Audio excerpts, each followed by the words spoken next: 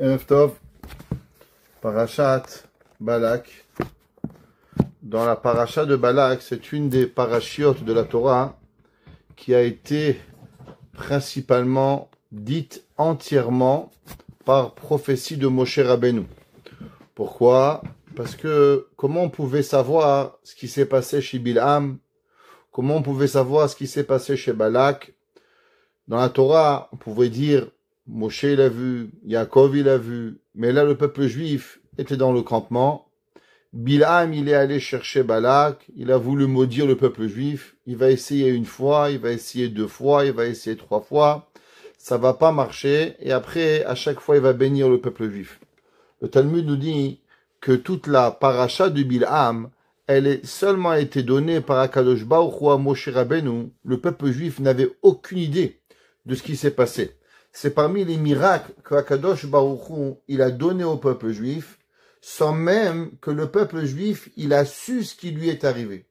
On a parlé souvent dans la prière, c'est marqué qu'Hachem, il est Magen ou Moshia. Qu'est-ce que ça veut dire Magen ou Moshia? Magen, ça veut dire qu'il nous protège. C'est comme un bouclier.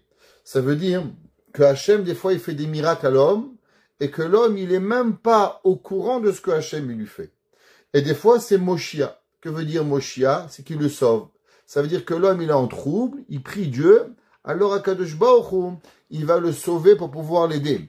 Donc il y a certains miracles que le peuple juif, il a vu la difficulté, il prie à Dieu, et Hachem, il aide.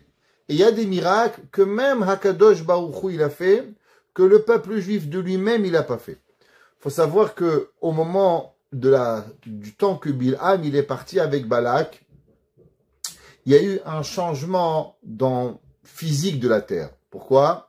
Parce que la Gemara, dans Masechet Berachot, Daf Zayin, page 7a, la Gemara dit que tous les jours, il y a une fraction de seconde où Dieu, il s'énerve. Tous les jours, Akadosh Baruch Hu, une fraction de seconde, il est un peu en colère contre l'humanité, qui font l'idolâtrie, qui mentent, qui volent, qui racontent des bêtises. Alors Hachem, quelque part, il n'est pas très content avec l'humanité. La Gemara dit combien de temps elle dure ce temps-là? Rega kememre. La Gemara dit une fraction de seconde. Et Bilham, c'est marqué Ve Bilham Yodea Da'at Elion. Il connaissait la pensée de Dieu. La Gemara dit qu'est-ce que Bilham il connaissait? Bilham il connaissait ce moment particulier où Akadosh Baruch Hu il se met en colère et à travers ce moment, Bilham voulait commencer à maudire le peuple juif. Et Akadosh Baruch Hu, pendant 3 jours, il va pas s'énerver, il va pas donner d'opportunité à Bilham pour pouvoir venir et maudire le peuple juif. Parmi la fin de la prophétie de Bilham, on sait que Bilham, il va être mis à la porte par Balak. Après que le roi Balak, il va voir qu'à 3 reprises, il va essayer de maudire le peuple juif et il va pas arriver. Comme on va expliquer pourquoi. Alors Bilham, Balak va dire à Bilham, tu sais quoi? Allez, pars d'ici. Je vois que tu n'es pas capable. Du fait qu'à 3 reprises, je vois que tu n'es pas arrivé à maudire. Alors il y a un principe qui s'appelle Chazaka. Qu'est-ce que ça veut dire Chazaka? Dans le peuple juif, on a ce qu'on appelle quelque chose qui s'appelle force de loi. Quelqu'un qui fait 3 fois quelque chose, alors automatiquement, il a une certaine force. Quelqu'un qui fait une mitzvah 3 fois, il devient comme un vœu. Quelqu'un qui a un comportement à 3 reprises, ce comportement, il devient quelque chose de solide. Du fait que Balak, il a vu que Bilham, il a essayé de maudire le peuple juif et il n'est pas arrivé, alors automatiquement, il a compris qu'il allait jamais arriver et que ça servait à rien. Dans une des prophéties, Bilham, il dit quelque chose de assez étonnant qu'on va essayer d'expliquer ce soir. Il dit Mimanam Afar Yaakov. Est-ce qu'on peut compter Yaakov? Ça veut dire que est-ce qu'on peut compter les mitzvot? La Gemara nous dit que le peuple juif, le plus petit des juifs, il est rempli de mitzvot comme une grenade. Qu'est-ce que ça veut dire? Ça veut dire un mot de Torah, il vaut toutes les mitzvot de la Torah. Un homme qui fait Shabbat, c'est quoi Shabbat? Chaque seconde que l'on fait, on transgresse pas les 39 travaux, alors on accomplit 39 mitzvot. Chaque fois qu'on va au magasin kasher, on l'a dit souvent, on accomplit toutes les mitzvot de kashrut. Chaque fois qu'un homme, il ment pas, alors il dit la vérité. Chaque fois qu'un homme, il va faire n'importe quelle mitzvah, un homme, il fait attention à ses yeux, il accomplit toutes les mitzvot qui ont à voir avec les yeux. Il y a des millions de mitzvot. Le peuple juif, on peut pas compter les mitzvot qu'ils ont fait. C'est pour ça que c'est marqué, Ratsa Kadosh Baruch Hu les zakot et Israël, les fichach irba lahem Torah mitzvot. Les nations du monde, elles ont seulement 7 mitzvot. 7. Tandis que le peuple juif, il a 613 mitzvot, et on a 613 opportunités d'accomplir des mitzvot. Il a dit, Bilham, comment je peux maudire le peuple juif? Mi mana afar Yaakov. Est-ce que je peux donner un nombre des mitzvot que même la terre, elle amène des mitzvot au peuple juif? Exemple, une nation du monde, il laboure son champ. Il n'y a pas une mitzvah, il fait rien de mal, il fait rien de bien. Il prend son champ, il laboure le champ, point la ligne. À l'inverse, le peuple juif dit Rashi, même quand on laboure notre champ, on a une mitzvah. Exemple, l'otachosh beshor ou bechamor. On n'a pas le droit de mélanger deux animaux, un âne et un taureau, au moment où on fait on laboure la terre. On n'a pas le droit de planter des graines mélangées. On ne peut pas planter du blé, on peut planter de la vigne en même temps. Il y a des halachot. Même la terre, elle nous amène des mitzvot. Même la cendre. On pourrait se dire que la cendre, il n'y a rien. Eh bien, pourtant, oui. La cendre, elle peut donner une mitzvah. Exemple, la cendre avec quoi? On fait Efer Apara. On prend aussi la terre au moment où une femme a été apportée au Beth Amikdash. Si son mari, il avait un doute qu'elle avait trompé, alors on lui mettait de la terre, et cette terre-là, elle sauvait la femme, ou bien l'opposé. Il y a la mitzvah de Kisuyadam, où on recouvre le sang d'un animal. Même la terre, elle amène une mitzvah à l'homme. Il a dit, Bilam, Mimana Afar Yaakov. Est-ce qu'on peut compter les mitzvot du peuple juif, ou même la terre, même le sable, même la cendre, elle amène une mitzvah à Israël. Ou mispar edrova à Israël. Que quoi? Qu'ils ne consomment et ils ne prennent seulement un quart de ce qu'ils ont. Et là, Bilham Arasha, il dit un verset impressionnant et incroyable. Il dit le pasuk, tamot nafshi mot yesharim. Que je meure, que ma mort soit comme les justes. Utei achariti kamou. Et que ma fin, elle soit comme lui. Alors, déjà, ce verset, il est un peu compliqué, parce qu'au début, on parle au pluriel, tamot nafshi, que mon âme meurt, mot yesharim, la mort des justes. Pas marqué yachar. Yachar, c'est un singulier. Yesharim, c'est le pluriel. Rappelez-vous, en hébreu, comment on fait un pluriel? Deux façons. Ou im, ou ot. Par exemple, oznaim, ozen, oznaim. Enaim, enaim. Yad, yadaim. Ou bien, bracha, brachot. Dépend masculin ou féminin. Comment on conjugue le singulier et le pluriel. Bilham Arasha, il a dit, tamot nafshi mot yesharim. Que ma mort, elle soit comme la mort des justes. Ou bien, utei achariti. Et que ma fin, elle soit kamohu, comme lui. Alors, de quoi il parle Bilham Arasha quand il dit tamot nafshi mot yesharim? La Gemara, dans Masechet Avodah Zara. La Gemara, en traité de Avodah Zara, page 25, il dit, c'est qui tamot nafshi mot yesharim? Qu'est-ce qu'il voulait Bilham Arasha? Bilham Arasha, il a vu que dans le monde, il y avait trois grands personnages, comme ça qu'il a expliqué principalement la Gemara, et on va expliquer avec l'explication du Maharsha.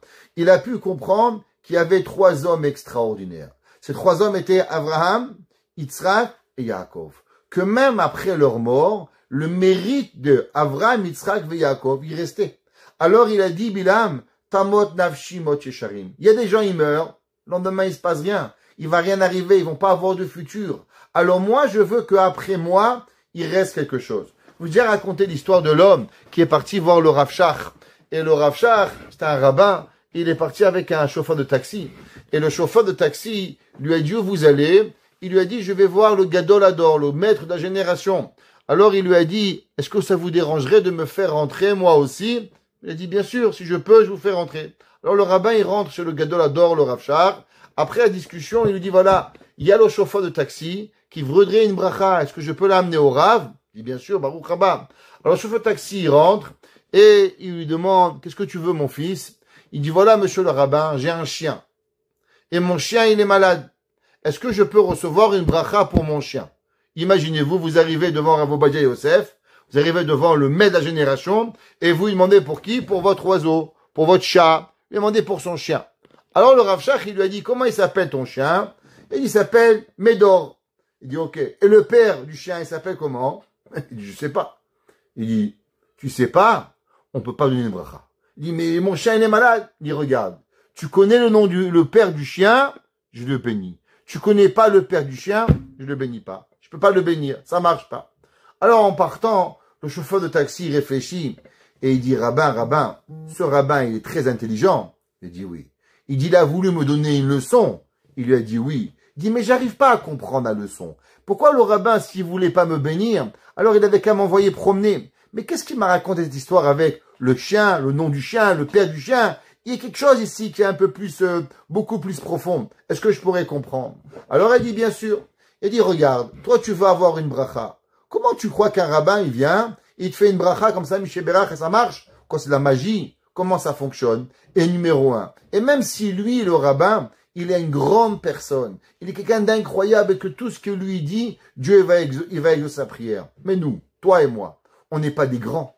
Alors comment tu veux que la bracha du Rav, elle vient sur toi? Qui tu es? Imagine-toi, tu vas demander une bracha. Tu fais pas Shabbat, tu fais pas Kashrut, t'es un menteur, t'es un voleur, t'es un arnaqueur. Alors pourquoi tu veux que la bracha, elle tienne? Sur quoi la bracha de la personne, elle va tenir? Il lui a dit, le Rav Shach, regarde, tu sais qu'est-ce qui se passe? Un homme, il s'appelle Yitzhak, mais il a un père qui s'appelle David. Alors même si des fois, toi, tu mérites pas la bracha, mais ton père, il mérite la bracha. Et si c'est pas ton père, alors c'est ton grand-père. Pourquoi? Parce que nous, le peuple juif, on se relie toujours à qui? À Avraham, Yitzhak et Yaakov. Tous les jours de notre prière, qu'est-ce qu'on dit? Elohé Avraham, Elohé Yitzhak, Elohé Yaakov. Et comment on se relie à nos patriarches Avraham, Yitzhak et Yaakov? En demandant ton nom. Donc ton nom, il est connecté à ton grand-père, et ton père à ton grand-père, et ton grand-père à ton arrière-grand-père, et on remonte jusqu'ici, jusqu'à Avraham Avinu. Alors il lui a dit, le Rav, regarde ce que le Rav il t'a dit. Le Rav il t'a dit en vérité, la bracha, elle c'est pas magique. Pour que la bracha elle réside, il faut avoir une connexion avec son passé. Le passé c'est qui? Avraham, Yitzhak et Yaakov.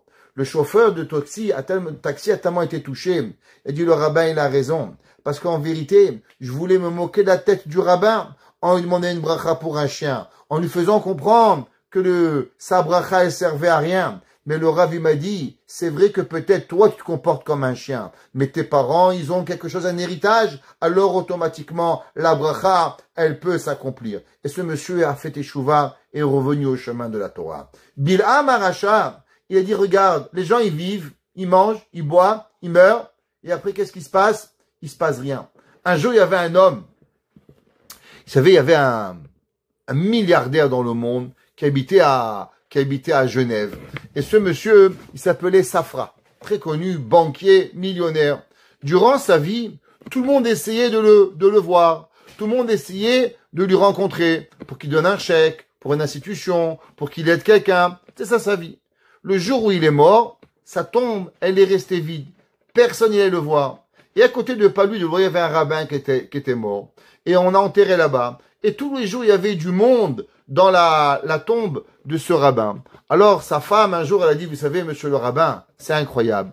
Durant toute la vie de mon mari, les gens couraient vers mon mari. Mais aujourd'hui, il est là, il n'y a même pas une personne qui lui fait un teilim.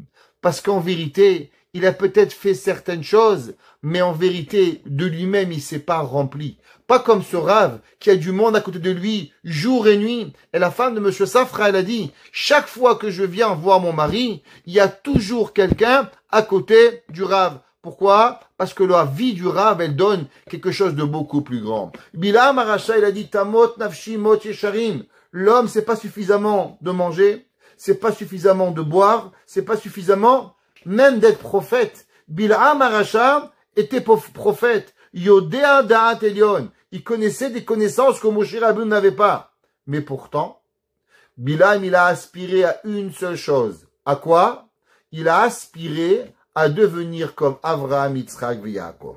Le Maharsha, il dit, pourquoi, d'où il a su la grandeur de Avraham, Yitzhak et Yaakov, Bilam Arasham?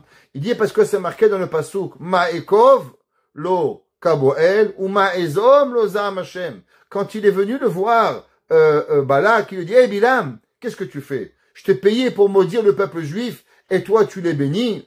Alors il lui a dit, Bilam, Ma'ekov, lo Kaboel. Comment je peux les maudire quand Akadosh Baruch Hu les a pas maudits? Ma'ezom, lo Zam Hashem. Comment je pourrais me fâcher avec eux quand Dieu, il s'est pas fâché avec eux? Qui me roche tsurim erenu, car du haut des montagnes, je les ai vus, ou mikvaot ashurenu, et des hauteurs. Il dit Rashi, qu'est-ce que ça veut dire? Il dit Rashi, ani mistaket bereshitam. Moi, je vois de eux, de leur hauteur, de leur grandeur. Ou betrilat shorshem. Akadosh Baruch Hu, il dit, moi, je regarde pas chez eux. Moi, je regarde l'arbre au moment où l'arbre, il a poussé. Et qui c'est que je vois quand il a poussé? Va ani roe otam miyasdim. Et je regarde ceux d'où provient la base du peuple juif. Hazakim, qui sont forts, comme des rochers, ou gvaot et des montagnes. Allélu, alédé avod veimaot. Quand je vois le peuple juif, dit Rashi, Hachem, il dit, c'est pas eux que je vois.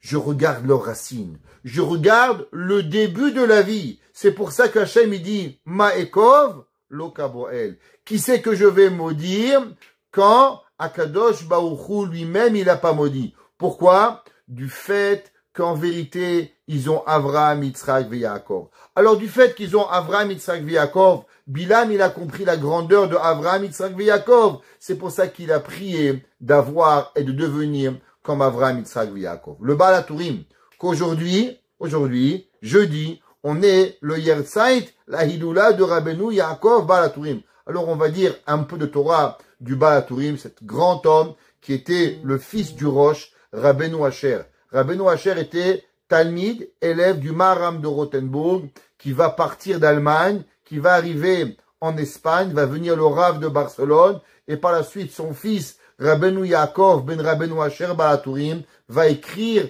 le premier grand livre halakha, sur quoi, jusqu'à aujourd'hui, toute la loi orale, le Shulchan Aruch il est basé, c'est sur le Rabbeinu Yaakov Baal HaTurim, où le Bet Yosef va écrire son commentaire, par la suite les conclusions de Shulchan Aruch, tout ça basé sur quoi? Sur Rabbeinu Yaakov Baal HaTurim. Et il dit le Baal HaTurim, avant son mariage, qu'est-ce qu'il a fait? Il a écrit un commentaire pour sa femme, pour la Torah entière, avec un Dvar Torah, par Shabbat, plusieurs petits mots de Dvar Torah extraordinaires qu'il a rapporté dans la paracha. Rabbeinu Yaakov Baal HaTurim, dans la paracha cette semaine, il dit, qu'est-ce que ça veut dire? Tamot nafshi mot yesharim.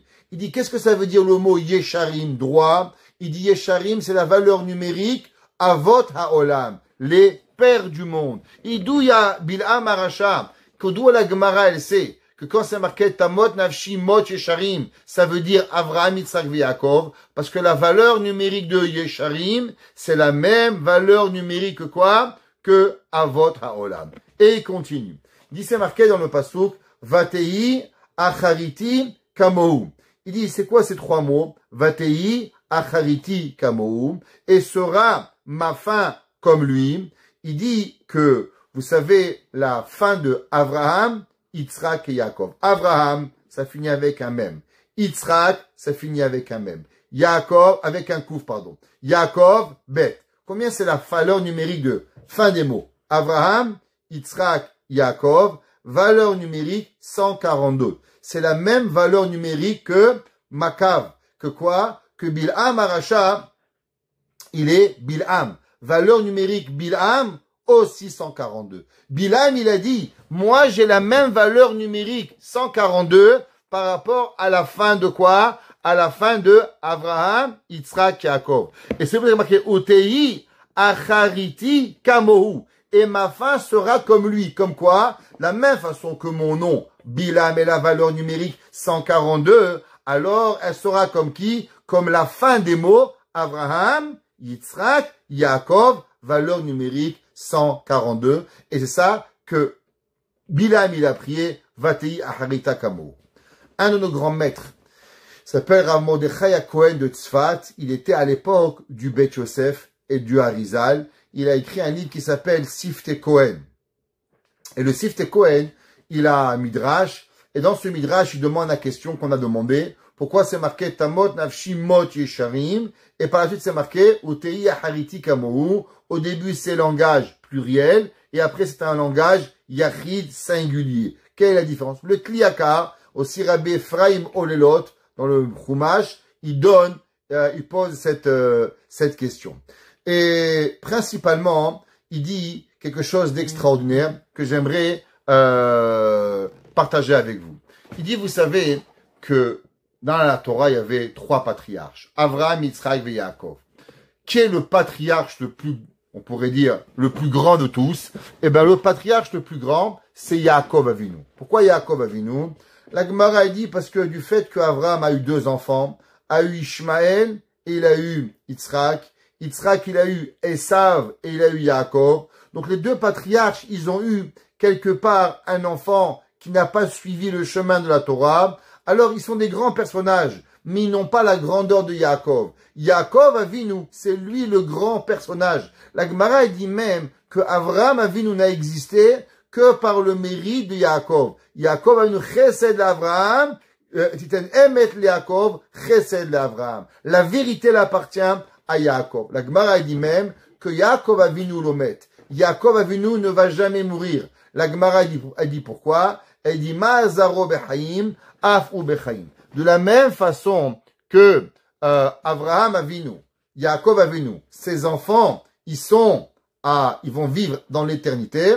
Pareil aussi, alors la descendance de Yaakov Avinu, elle va vivre à tout jamais. Ça veut dire que Yaakov, il est le patriarche qui s'appelle vivre à l'éternité. Dit le Siftei Cohen, vous savez que ça veut dire Vatei Achariti Kamohum. De la même façon, il dit Bilham que Yaakov Avinu, il a une particularité, la particularité de vivre à l'éternité. Alors moi aussi, Bilham, qu'est-ce que je veux? Je veux vivre comme Yaakov Avinu. Et il dit dans les mots que j'aimerais lire avec vous, des mots profonds. Itamot nafshi mot yesharim. Il dit, ça aurait été marqué Kamota, mais pas Kamoum. Il dit, comme c'est marqué Yesharim. Il dit, on sait que Bilham, il avait envie de mourir comme les Avot. Ouais. Et il avait envie de vivre sa femme comme Yaakov. Comme c'est marqué, Nimana Afar Yaakov. D'où est-ce qu'on sait? Il dit, parce que la Torah, elle dit que Bilham, elle dit Nimana Afar Yaakov. Pourquoi il n'a pas dit Nimana Afar Avraham, Yitzhak et Yaakov? Parce qu'en vérité, il s'attachait à Yaakov. Dit pourquoi? À cause qu'Avraham Avinu, il a un fils qui s'appelle Ishmaël. Même que Ishmaël, à la fin de sa vie, il a fait tchouva. Il a honoré Yitzhak avant. Mais il en reste, c'est qu'il n'était pas comme Yitzhak. Yitzhak a eu Esav, ouais, et Yaakov. Mais Yaakov, il a eu quoi? Il a eu ce qu'on appelle la vie, le lit complet. Qu'est-ce que ça veut dire le lit complet? Que tous ses enfants aient dans le chemin de la Torah. Et il dit, si vous prenez la valeur numérique de Yaakov, valeur numérique 182. Yud 10, Aïn c'est 70, 70 et 10 c'est 80, Kouf 100 et 2, Bet 2, 182. C'est la valeur numérique Chaye Olam Abba. C'est la vie éternelle. Ça c'est la Gematria. Yaakov Avinu, c'est la vie éternelle. Et aussi Yaakov Lomet.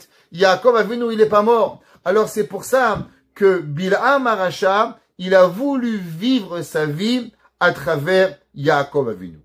Revenons un petit peu au passage de Bilham et de son ânesse. Vous savez que il y a beaucoup de similitudes entre Bilham Arasha et Avraham Avinu. On sait qu'Avraham Avinu, au moment où il est parti faire la Hakeda, alors il s'est levé le matin, il a attaché son âne, il est parti tôt le matin pour pouvoir faire l'action de la Hakeda. Bilham Arasha aussi, il a voulu aller maudire le peuple juif. Il va attacher son âne, il va aller avec son âne. Et là, la Torah va nous dire qu'il va se passer 3 épisodes. 3 épisodes intéressants avec Bilham et Madame l'ânesse. La Torah nous dit comme ça.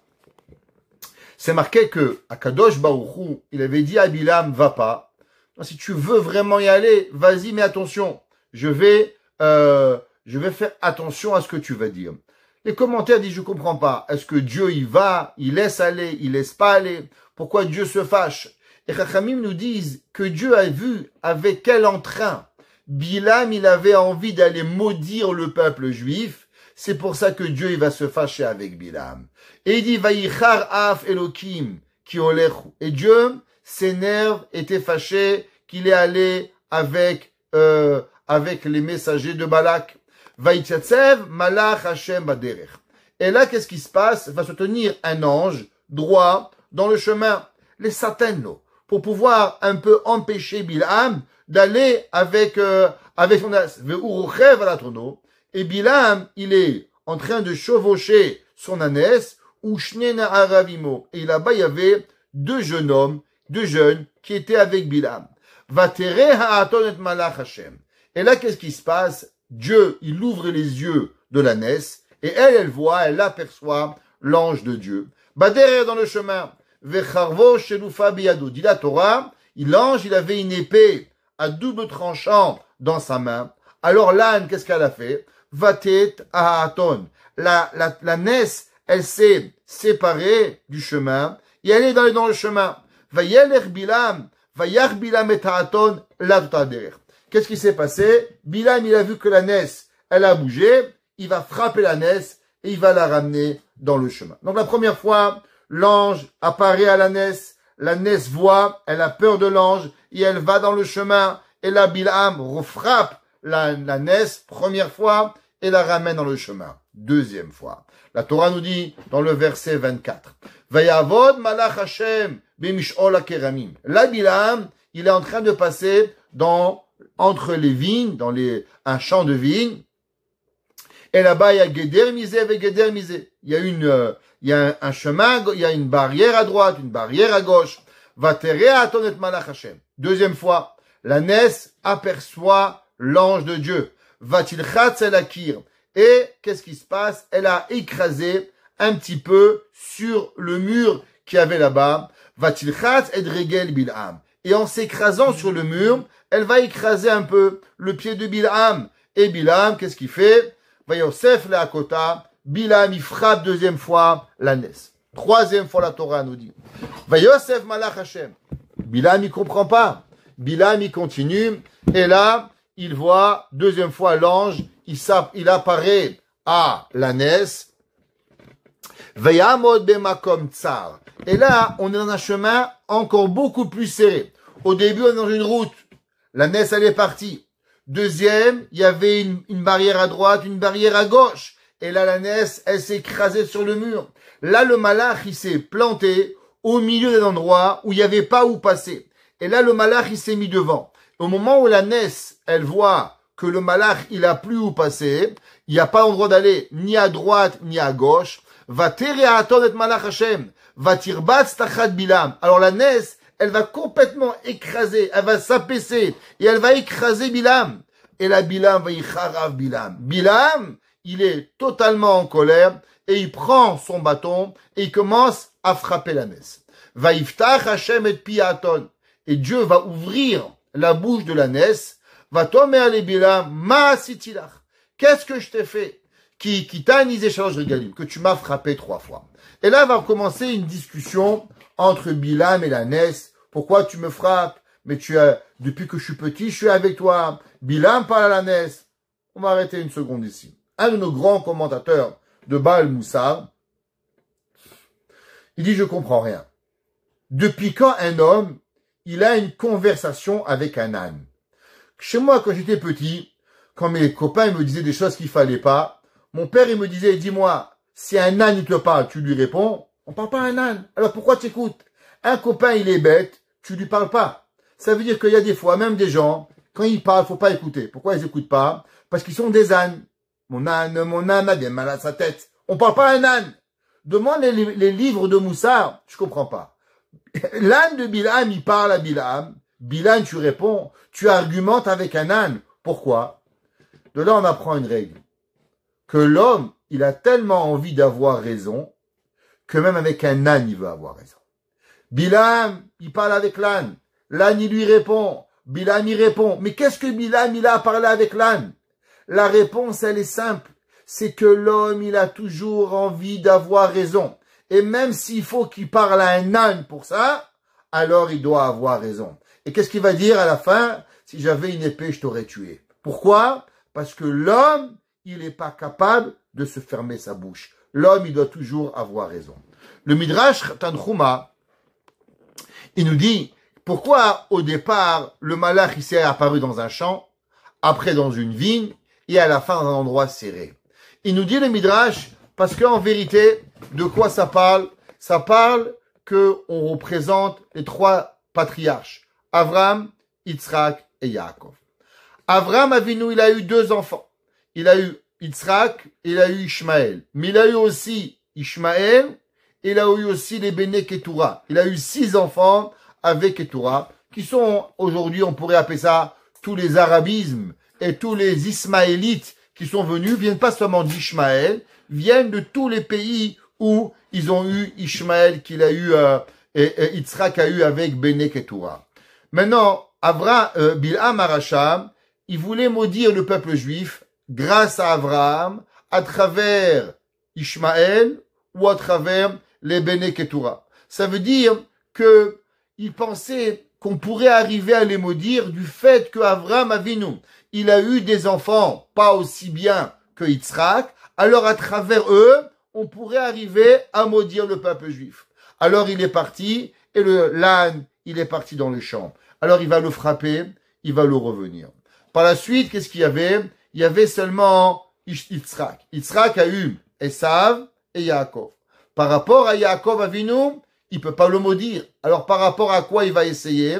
Eh ben il va essayer à travers Esav. Mais le mérite de Yitzhak était tellement grand que même qu'il a eu un fils qui était Esav Aracha, alors Bilam ne pouvait maudire le peuple juif. Alors il va essayer à travers Yaakov.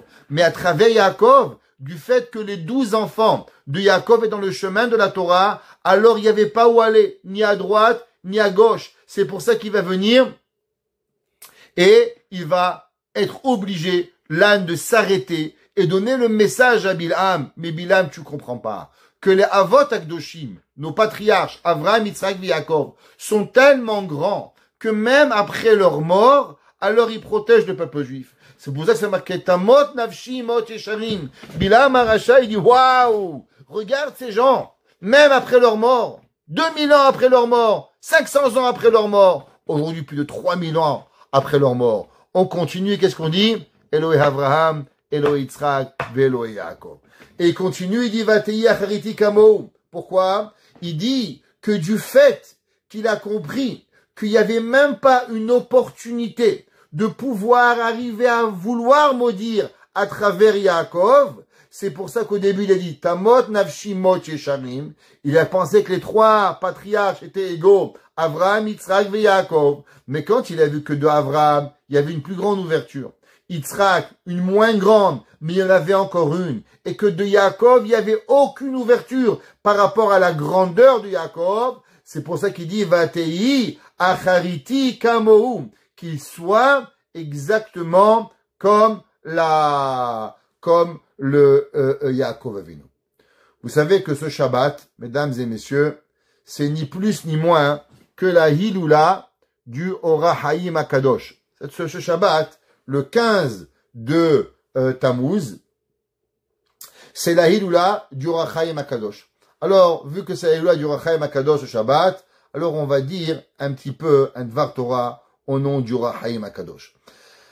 Le Ora Haim Akadosh, vous savez, il a deux façons d'expliquer ce qu'on appelle le Pshat et ce qu'on appelle le Sod, le secret de la Torah, de la Kabbale. Alors d'abord, on va essayer d'expliquer ces versets Tamot Nafshi Mot Yesharim, Otei Achariti Kamohu, d'après le Ora Haim Akadosh, d'après le Pshat. Et il dit le Ora Haim Akadosh, est-ce que ce verset, Tamot Nafshi Mot Yesharim, c'était une prophétie ou bien c'était une demande personnelle que Bilam il a dit? D'après la première explication, il dit le Ora Haim qu'en vérité, c'était pas une prophétie. Ça a seulement été une demande personnelle que Bil'am Aracha, il a dit Tamot, Nafshi, Mot et Sharim. Après que ce que j'ai vu, après que j'ai vu la grandeur, alors automatiquement, j'ai envie de ressembler au peuple juif.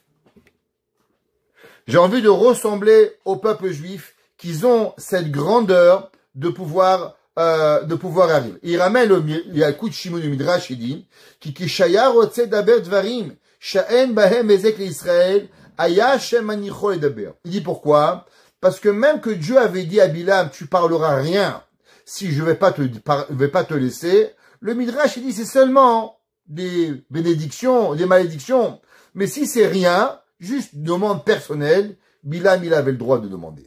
Donc, du fait que Bilam, il a eu le droit de demander une demande personnelle, c'est pour ça que il a pu faire cette demande. Tamot, nafshi, mot, yesharim. Vous savez, il dit le Rahaim Akadosh que quelque chose d'incroyable. L'homme, quand il arrive au moment de sa vie, ouais, il a envie de faire teshuva. Ça veut dire que l'homme, il n'y a pas un homme qui meurt sur terre et qui veut devenir un mécréant. Très rare. Regardez les gens à l'hôpital. Ils amènent des curés, ils amènent des imams, ils amènent des rabbins. Pourquoi? Parce que quand la mort, elle arrive, on a envie d'avoir la émouna. On a envie de croire. Bil'am Aracha, ouais, il a dit, moi, ce que j'ai envie, c'est de vivre ma vie, de m'amuser, de manger, de boire. Mais à la fin de tout, qu'est-ce que je veux? J'ai envie de mourir bien. C'est-à-dire que Bil'am Aracha, il avait cette volonté de vivre sa vie comme un mécréant et à la fin de vivre et de mourir comme un juif. Vous savez combien de fois des gens, ils peuvent vous mentir en plein visage. Vous n'arrivez pas à croire. Vous avez des gens face à vous et ils vous mentent. Et à la fin, tu lui demandes, mais dis-moi, tu sais qu'à 120 ans, on va monter au ciel. On va pas, la vie, elle s'arrête pas là. Oui, mais t'inquiète pas, je vais m'arranger avec le bon Dieu. Ça veut dire que les gens, ils pensent que quoi? Qu'on peut mentir. On peut mentir au rave, on peut mentir à sa femme, on peut mentir à ses enfants, on peut mentir à sa vie. C'est pas grave, à la fin, je vais faire teshuva. Ta mot nafshi, mot esharim. Il dit le Rahaim. Quelque chose d'incroyable. Et je vais vous lire les mots, parce qu'il faut les entendre du Rahaim. Il dit, Vekayotse baeze raiti. Et il dit comme ça, moi, le Rahaim, j'ai vu, Rechaim, des mécréants. She'am rouli beferouche. Il dit le Rahaim qu'il a rencontré dans le monde de mauvaises personnes. Et le Rahaim leur a dit, dis-moi, vous croyez en Dieu? Bien sûr, Rabbi, on croit en Dieu. Alors pourquoi tu fais pas teshuva? Qu'est-ce qui t'empêche de faire teshuva? Il dit le Rahaim que les mécréants lui a dit, Ki'im ayuodim shiarzeru bitshuva. Ils ont dit que si je savais que je ferais teshuva maintenant et que je meurs instantanément, alors j'aurais fait teshuva. Seulement, je sais que je vais pas durer avec ma teshuva. Et là, sheyodim she'enam yicholim la'amod bitshuva zman aruch. Il dit le Rachaim que les gens ils disent, mais on peut pas durer longtemps la teshuva. On va être capable de tenir 1 mois, 2 mois, mais une vie entière on n'arrive pas. Pourquoi? Parce que le Yetzer Hara, il est un vieux roi qui est intelligent, Barminan, qui a beaucoup de trucs dans sa tête, il va nous tourner la tête. Alors il a dit le Rahaim que c'est pour ça que les gens, malheureusement, ils font pas teshuva. Tamot nafshi mot yesharim. J'aimerais mourir comme un homme juste. Qu'est-ce que ça veut dire? C'est que Bilam, il a dit, je veux être à la fin bien, mais le problème, c'est de vivre. Ça veut dire qu'on veut vivre comme un goy et mourir comme un juif. L'homme, il doit, Bil'am Aracha, il a dit, Tamot nafshi mot yesharim. Nous, on sait que ça peut pas arriver. Pourquoi? Parce qu'on sait, c'est marqué dans la Mishnah, Kol Israël Eshlem Halek Olam Haba. Bil'am Aracha dit que du fait que chaque juif, il a une part dans Olam Haba, c'est pour ça qu'il dit Vatei Achariti Kamou. La même façon que chaque juif, à la fin de tout, malheureusement, Baruch Hashem, s'il a une neshama d'un juif, vous savez, c'est marqué dans le Harizal. Écoutez un secret du Harizal. Il dit le Harizal, il y a un homme qui s'appelle comment? Il s'appelle le pendu. Qu'est-ce qui va arriver avec lui? Il a une neshama juif. Sa mère est un mamzer, un bâtard. Wahad des bastardos. Mais à la fin, il a une âme juive. Est-ce qu'il va arriver au Olam Haba? c'est marqué Kol Israël, tout Israël. Le Harizal, il dit, oui, après 6 millions, écoutez, 6 millions de barbecue, Dieu, il va le mettre 6 millions d'années dans le Gehinam, mais à la fin, une partie de lui, goutte, elle arrivera au Olam Haba. Pourquoi?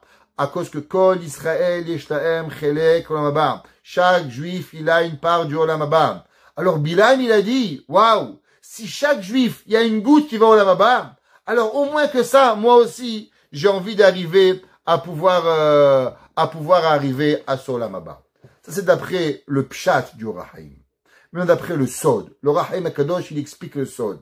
Et il dit, qu'est-ce que ça veut dire? Tamot nafshi mot yesharim. Il dit qu'en vérité, que c'était pas une demande personnelle, mais c'était une prophétie que Bil'am Arasha, il a reçue et il a demandé. Qu'est-ce que ça veut dire? Alors, encore une fois, on doit lire certains mots pour comprendre cela. C'est basé sur des enseignements du Harizal très profonds qu'on va expliquer.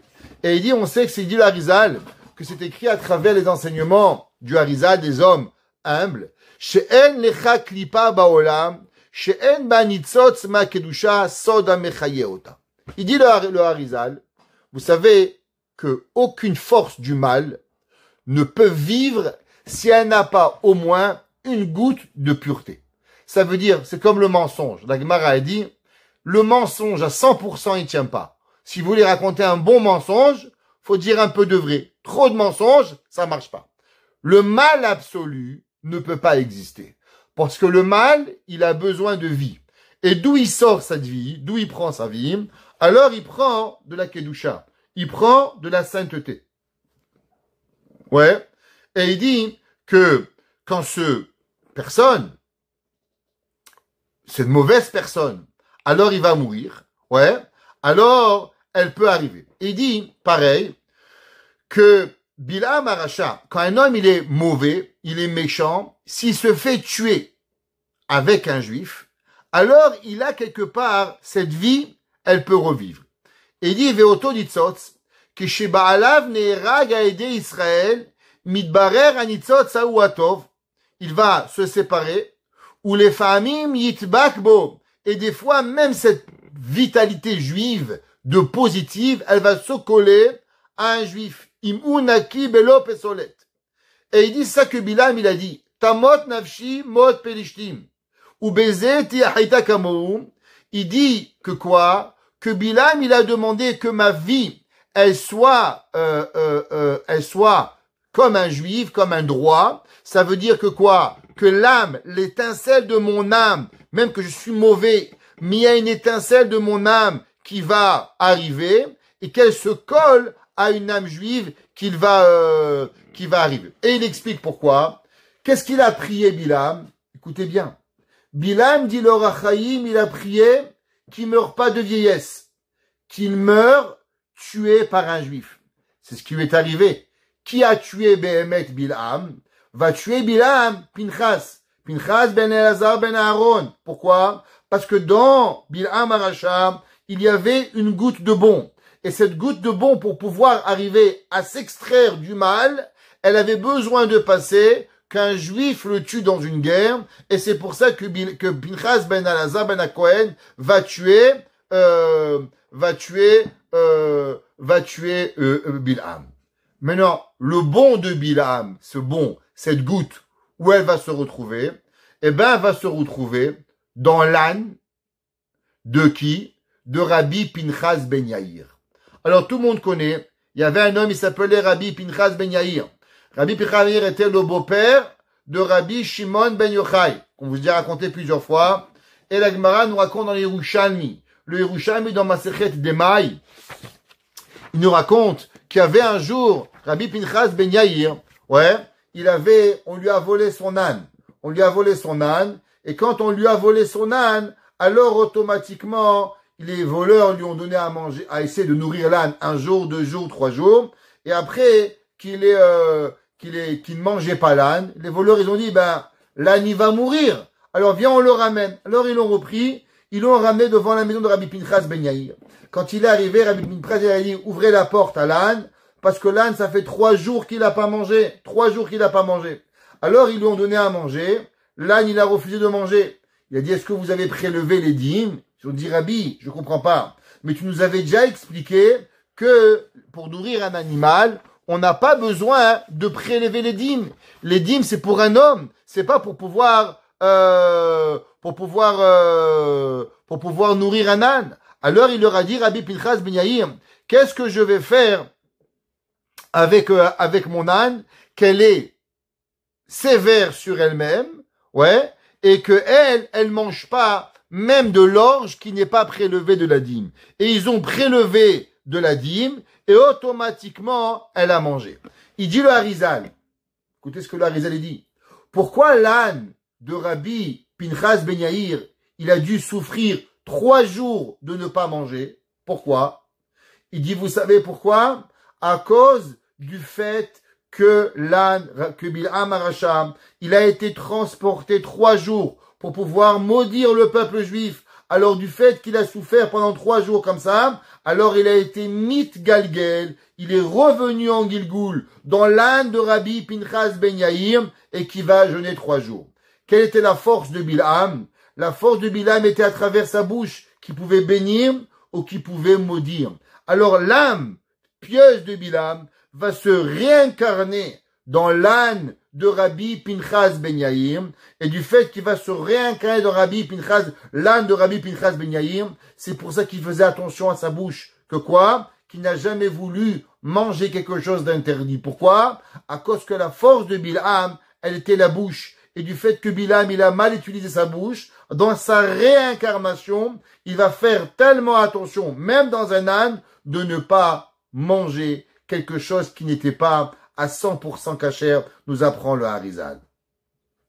Et il dit que c'est pour ça qu'il est revenu, et il est l'âne, Rabbi Pinchas, Bil'am va revenir, ouais, et elle va se reconnecter et elle va pouvoir remonter. Le Noam Elimelech, Rabbi Elimelech de Lizinsk, à 2 reprises.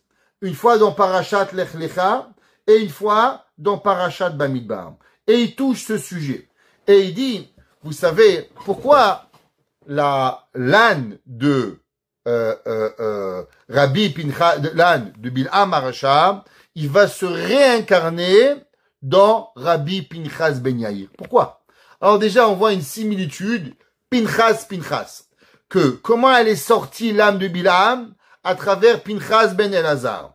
Et elle va se réincarner où? Elle va se réincarner dans l'âne de Rabbi Pinchas ben Yair. Il dit le Noam Elimelech, parce qu'il faut savoir que dans la vie, le nom d'une personne, c'est pas rien. Vous croyez que quelqu'un s'appelle Yaakov, Yitzhak, Avram? Non.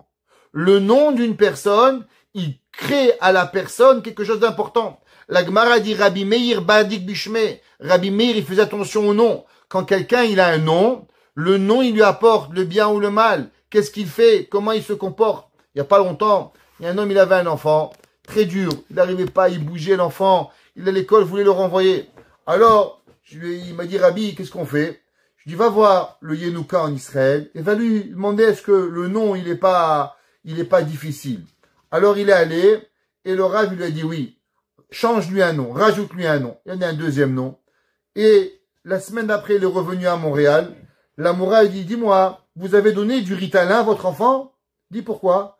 Je sais pas. Il écoute, il est gentil, il est totalement un autre enfant. Qu'est-ce que vous lui avez fait? Et non, on a rajouté ce nom maintenant. La morale, il dit, c'est pas possible. À l'école, à l'époque, ils m'ont renversé la classe. Maintenant, il est devenu un enfant sage. En un nom. Le nom, il apporte tellement à la personne. Ouais. Alors, il dit, le Noam Elimelech, celui qui porte le nom d'un tzaddik. Par exemple, il dit Avraham. Et ce Avraham, il a envie de faire du chesed, comme Avraham Avinu. Alors Dieu, du fait qu'il a le même nom que Avraham, il va l'aider, Zechou de Avraham Avinu. Le Noam Elimelech, il explique ça dans Parashat Bamidbar, et il dit, regardez, il dit qu'il y a 3 niveaux dans la personne, que l'homme, il peut devenir une bonne personne. Intéressant. Dit le Rachaim, qu'est-ce qui fait qu'une personne, elle va arriver à des moyens de devenir une meilleure personne? Il dit la première, ça dépend de votre Gilgoul. Des fois, votre âme, elle était précédent, dans un monde précédent, dans un corps précédent, d'une bonne personne. Alors quand vous revenez sur Terre, vous avez des munitions, vous avez des bonnes armes pour pouvoir devenir une bonne personne. Deuxième, des fois, tu as pas de Gilgoul peut-être, tu es une nouvelle âme, mais tu as des parents. Il dit Zechut avotam, ton père il est bien, ton grand-père il est bien. Et il dit, du fait que tu as des bons parents, à combien c'est important d'être une bonne personne, alors automatiquement, on donne aux enfants une facilité de devenir une bonne personne. Vous entendez ça? Avoir des bons parents, être de bons parents, ça facilite à nos enfants de devenir des meilleures personnes. Amélimelech dit que dans le ciel, on honore une âme que ses parents ils sont bien. C'est pas rien d'avoir un zechut avot. Et il y a troisième, et c'est ça ce qu'il dit. Il dit à cause chez Hashem Baruch Gaza Briat Haolam, chez Yekar Vekar Shemot. Il dit parce que dans le monde, il va y avoir des noms. Reuven, Shimon, Lévi, et ainsi de suite. Et il dit Ve'ata, Keshinit Galgel Ze Adam Baolam. Et il dit, regarde, quand dans ce monde il vient un homme, et tu donnes à ton fils le nom Reuven, tu donnes le nom Shimon, le nom Yitzhak, Israël, Meir, David, Shlomo, Rachel, Dévorah, ouais, et on lui donne le nom d'un tzaddik, Shayak Var Baolam, Zegorem le Ish Alazeh Shiyegam Ken Tzaddik. Donner le nom d'un tzaddik, ça facilite l'homme à devenir un tzaddik. Combien le Rav Chaim Kanievski, il était fâché quand les gens, ils ont des noms bizarres. Il y avait un jour une femme, elle est venue, elle dit, comment vous appelez? Eshkolit. Eshkolit, ça veut dire en hébreu, c'est un pamplemousse. Il dit, mais qu'est-ce que c'est un pamplemousse? Comment on peut appeler sa fille pamplemousse? Il dit, est-ce qu'elle a une mitzvah pamplemousse? Chaque nom juif, c'est pas parce que c'est beau, on peut pas inventer un nom. C'est pour ça que maintenant, c'est la mode en Israël. Les gens, ils inventent des noms. Ils prennent un nom, ils inventent Sarel, je sais pas quoi, des noms bizarres. Mais c'est pas possible, ça. Pourquoi? Parce que vous jouez avec le mazal de votre enfant qui sort tordu. Quand vous appelez vos enfants un nom normal, alors Avraham, Yitzhak, Yaakov, Shlomo, David, Yosef, les tzadikim, vous donnez à vos enfants beaucoup plus de possibilités que vos enfants, ils deviennent une bonne personne. On a déjà dit souvent, même les surnoms, c'est très grave. Vous vous rappelez, je vous ai déjà dit qu'il faut faire attention de ne pas appeler son fils Sam, son mari Sam. Pourquoi? Parce que Sam, Samechmem, c'est le nom du mauvais malach. Alors, en donnant ce nom-là, on lui donne, malheureusement, des mauvaises personnes. Pareil. Du fait que Pinchas ben Elazar, il avait tué Bilham, alors il avait l'âme de Bilham, la bonne âme de Bilham. C'est pour ça qu'elle s'est réincarnée dans qui? Dans l'âne de Rabbi Pinchas ben Yair. Et quand il va venir chez Rabbi Pinchas ben Yair, alors automatiquement, il va pouvoir arranger l'âme de Bilham. Et il dit vous savez, le Beth Yosef, il y a encore quelque chose de supplémentaire. Il avait un malach. Le Beth Yosef, il avait un malach qui s'appelait le Sefer Magid Mesharim. Chaque fois qu'il étudiait, un ange du ciel venait lui apprendre la Torah. Et il dit, si vous voulez connaître le trait de caractère de votre enfant, par rapport au nom que vous lui donnez, alors il va avoir le même. Il dit, par exemple, un homme, il s'appelle Abraham, il va être donateur, un généreux. Le gars, il s'appelle Esav, te pose pas de question qu'il devient un assassin. C'est comme ça. C'est comme ça qu'il va arriver. Le nom de la personne, c'est comme ça qu'il est pour pouvoir arriver à cela et il va arriver. Le Zohar, il dit que c'est marqué Amar Rabbi Yossi. Il a dit Rabbi Yossi. Je me rappelle un jour, j'ai vu Rabbi Pinchas ben Yair. Un jour, il était au Med à cette place et il a dit Pinchas ben Elazar ben Aaron à Cohen. Il dit que Pinchas ben Elazar avec un petit Yud. Les filles à amour. Pourquoi? Qu'est-ce qui s'est passé? Le Zohar, il dit que Rabbi Pinchas ben Yair, il donnait des enseignements de qui? De Pinchas ben Elazar. Quelle est la connexion?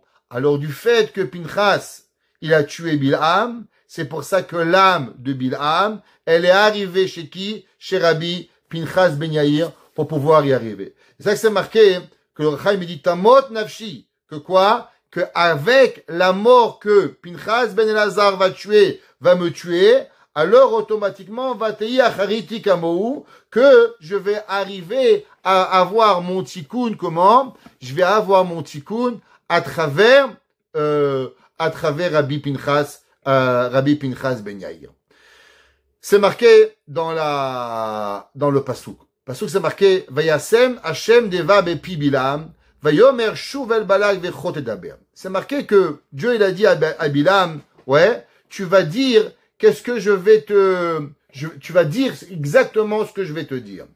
La Gemara dans ma Sechet Sanhedrin, page 105b. Elle dit qu'est-ce que ça veut dire Vayasem Hashem davar bepi Bilam. Dieu il a mis quelque chose dans la bouche de Bilam. Qu'est-ce qu'il lui a mis? Il dit la Gemara que Dieu lui a mis un ange et que Bilam n'avait pas le pouvoir de parler et le seul qui pouvait parler c'était quoi? C'est un ange qui lui a donné. C'est l'ange qui lui a donné de pouvoir parler. C'est pour ça que c'est marqué dans le Yalkut Shimoni, dans le Midrash, que Vayasem Hashem Devar, Malach Yashav lo bigrono. Il avait un ange dans sa gorge, et qui ne le laissait seulement parler comme lui voulait. Quand c'est marqué Ishlar Devaro V'yarpem, le verset dans Tehilim 107, il dit que Dieu il va envoyer sa parole et il va le guérir. Le Rachaim il dit un peu plus que ça, dans cette façon de penser, il dit que dans la bouche de Bilam, il y avait comme un métal qui l'empêchait de parler et qui ne laissait parler seulement qu'est-ce qu'il voulait. Ça veut dire que Bilam, il pouvait pas faire ce qu'il avait envie. Il avait quelque part une limitation de pouvoir parler. Qu'est-ce que c'est ce malach? C'est qui ce malach qui était dans la bouche de Bilam? Alors, il y avait un grand rave qui s'appelait le Trelet Mordechai. Il s'appelait le Rav Mordechai de Bar Dezen. Il a écrit un livre qui s'appelle Trelet Mordechai, qui était connu. Et il a dit, vous savez, dans la vie, il n'y a rien pour rien. Et il dit, qui était l'ange qui était dans la bouche de Bilam? Eh ben, cet ange-là, c'était Pinchas Ben Yair. Rabbi Pinchas Ben Yair, c'est lui qui était dans la bouche. Ah ouais? Comment on sait que c'était Pinchas Ben Yair qui était dans la bouche de Bilam? Il dit, regardez le pasuk, c'est marqué. Vayasem Hashem davar. Et Dieu, il a mis quelque chose, Bepi Bilam, dans la bouche de Bilam.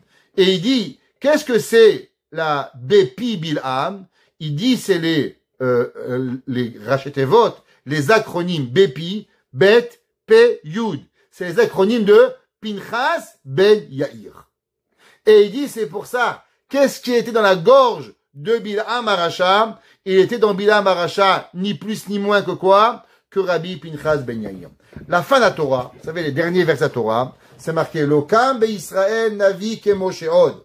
Il s'est pas levé dans le peuple juif un prophète comme Moshe. Lokam be Israël. La Gemara, elle nous enseigne. La Gemara dans Choulin, elle dit, Lokam be Israël Lokam, aval be umot haolam kam. La Gemara a dit que dans le peuple juif, il n'y a pas eu, mais chez les nations du monde, il y a eu, oui, une personne qui était plus grand que Moshe, et il s'appelait Bilam.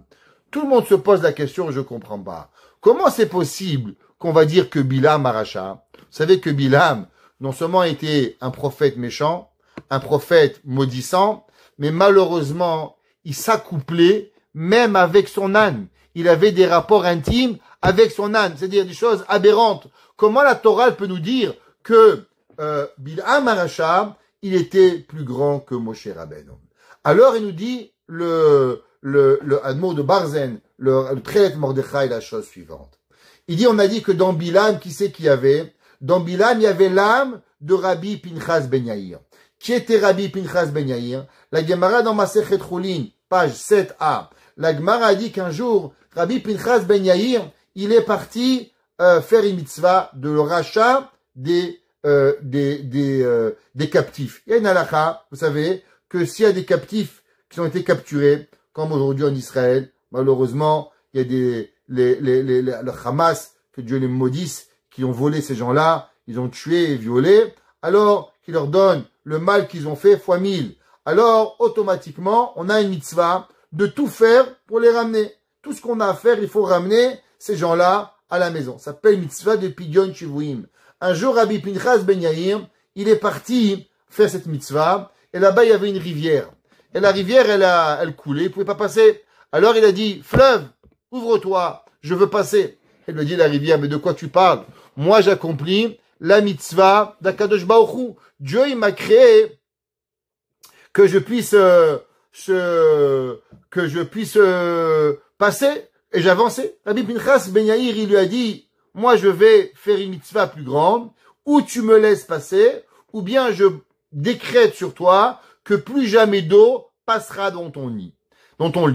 Et la Gemara a dit que la rivière s'est ouverte, comme Moshe Rabbeinu, et il a ouvert la mer Rouge. Et la Gemara a dit, waouh! Tu sais qui c'est qu'il est, Rabbi Pinchas Ben Yair? La Gemara dit, Kama Kocho Gadol. Combien elle est grande, la force de Rabbi Pinchas Ben Yair. Que quoi? Rabbi Pinchas Ben Yair, Moshe Rabbeinu, pardon, lui, il a ouvert la mer Rouge pour qui? Pour 600 000 âmes. Tandis que Pinchas Ben Yair, pour lui tout seul, il a ouvert la mer, il a ouvert le fleuve. La Gemara a dit que Rabbi Pinchas Ben Yair, il avait une force quelque part plus grande que Moshe Rabbeinu. Alors revenons. On a dit que dans Bilham, qu'est-ce qu'il y avait? Dans Bilham, il avait une âme à l'intérieur de lui qui était l'âme de Pinchas Ben Yair. Comme c'est marqué dans le pasuk, Vayasem Hashem Davar Bepi. Bepi Pinchas Ben Yair. Alors du fait que Bilham, il avait l'âme de Rabbi Pinchas Ben Yair, c'est pour ça que la Gemara, la Torah a dit, Lo Kam Israël Navi ke Moshe Od. Dans le peuple juif, il n'y avait pas. Mais il y avait un homme qui s'appelait Bilham, que dans lui, il y avait une âme qui s'appelait Rabbi Pinchas Ben Yair, que lui, quelque part, il avait une grandeur encore plus grande que Moshe Rabbeinu pour pouvoir y arriver. Et c'est pour ça qu'il est tombé dans l'âme de Rabbi Pinchas Ben Yair. C'est pour ça qu'il mangeait pas. Et c'est ça que Bilham, il a dit, Tamot nafshi mot yesharim. Moi, je veux vivre comme Avraham, Yitzhak et Yaakov. Vatei achariti kamou. Seulement, qu'est-ce que je veux? Je veux finir comme qui? Comme celui qui est dans moi. C'est qui est dans moi? Rabbi Pinchas Ben Yair, pour pouvoir arriver, et de nouveau, arriver à être metakel. Le verset dans Tehillim, il dit, Magadlu ma'asecha Hashem, me'od amku marchevotecha. Comment ils sont grands, Dieu, tes actions? Me'od amku. Elles sont profondes, tes pensées. Ishba'ar lo yeda. Un homme ignorant, il ne peut pas comprendre. Ursi lo yavin etzot. Comment Bilham? Il a l'âme de Rabbi Pinchas Ben Yair.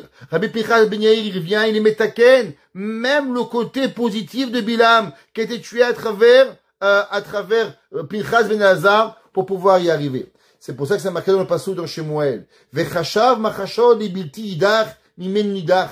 Chaque âme, chaque chose qui arrive dans le monde, il faut savoir qu'elle a une potentiel de pouvoir arriver et de pouvoir être arrangée. Et tout ça, c'est quoi? C'est à travers la Torah, à travers la grandeur.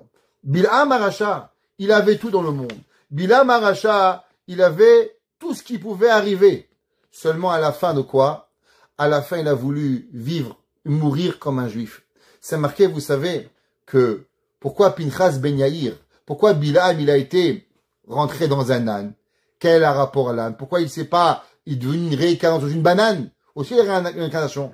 Alors, la Gemara, dans Masechet Sota, la Gemara dit, vous savez, que tout celui qui fait une Avera, et qu'il est addicté à la Avera. S'il y a des péchés, vous faites une fois. Bon. Mais il y a des péchés que Dieu préserve, on est addicté à la Avera. La Gemara dit que cette Avera-là, elle nous attrape et elle nous lâche pas le reste de notre vie. Il dit le Harizal, tu sais pourquoi Bilham, il a été réincarné dans un âne? Du fait que lui, il est allé avec son âne, alors du fait qu'il a fait le péché avec son âne, c'est pour ça que la réincarnation, d'où elle est venue?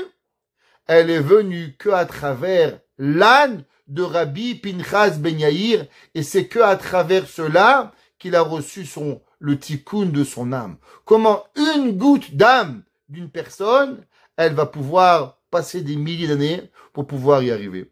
À combien nous, âme Israël, on n'a pas une goutte d'âme, on a une âme énorme, gigantesque. À combien on doit faire attention à nos actions.